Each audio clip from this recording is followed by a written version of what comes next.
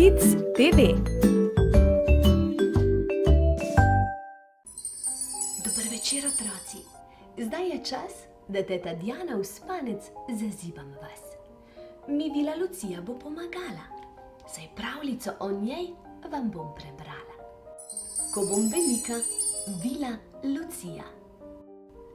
Lucija ima prav posebno skrivnost. Njena soba je v pravljico speljan most. S Petro čarobno skrinjo odpreta in bleščeča krila razpreta. Ni res, da vile samo letijo, one veliko se tudi učijo. Lucija Petro natančno pouči, kaj vse se v pravljicah godi. Petra pozorno izsledi, da čim prej se v vilo spremeni. Deklici potem na vrt pohitita, kjer čarobno palčko zavihtita. Petra rožice začara, Lucija pa metuljčke očara. Deklici nazaj v sobo poletita in se še ene vilinske spretnosti naučita.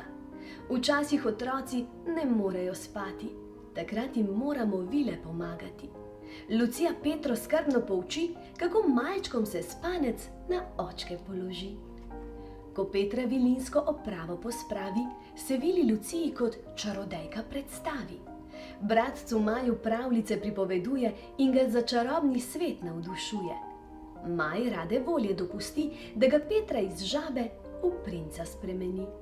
Vila Lucija je strašansko vesela, ker je čarobnost vse tako prevzela. Otroci, tisti, ki še ne spite, mi na vprašanja odgovorite.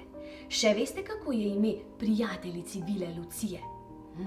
Dajmo pomisliti skupaj, kako je ime? Petra je, res je. V koga se Petra spremeni na koncu knjige?